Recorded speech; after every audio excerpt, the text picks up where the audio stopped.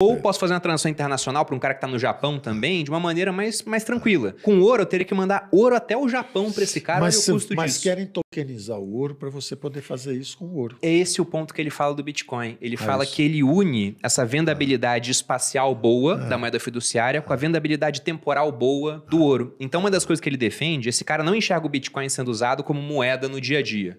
Ele fala que não é a visão Mas que dele. ele será, na verdade, o lastro. Pode ser um lastro. Da moeda supranacional. É interessante porque o Ele Hayek... enxerga como, por exemplo, Paulo, no seguinte: a Rússia ela não pode mais transacionar em dólar direito, por causa das sanções. A Rússia tem que pagar por insumos que ela está comprando de um outro país, e o país não quer receber em rublo. Ele fala, ó, você pode me pagar em ouro, mas como é que chega esse ouro lá? Só se for tokenizado. Ou, você tem Bitcoin aí, você pode me pagar em Bitcoin. Porque a transação em Bitcoin, se eu te mando R$100 em Bitcoin ou 1 bilhão em Bitcoin, a taxa é a mesma. Ela é baixa para 1 bilhão e ela pode ser meio alta para os R$100. Daria hoje, sei lá, uma taxa de uns R$20 para fazer isso. É muito para R$100, mas para 1 bilhão não é nada. Perfeito. Então ele vê o Bitcoin como alguma coisa que países podem passar a usar para fazer comércio internacional. A grande verdade é que a tecnologia e os usos e costumes. Então tem tecnologia, mas às vezes não tem os usos e costumes. Mas quando esses dois convergem, aí é incontornável a solução. Então, por exemplo, se chegar a esse ponto de todo mundo ter capacidade de, usando o iPhone, fazer Pix para cá, para lá,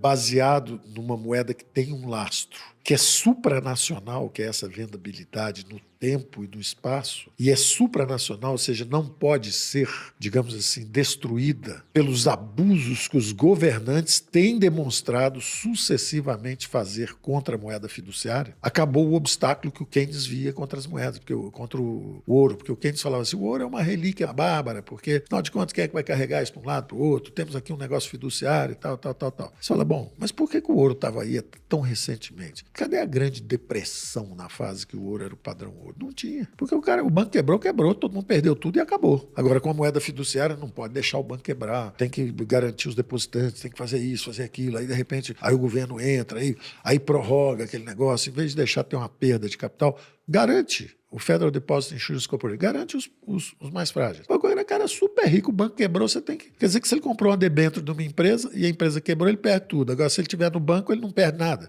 Que absurdo é esse? Que assimetria é essa? O Silicon Valley Bank, quando quebrou, resgataram todo mundo.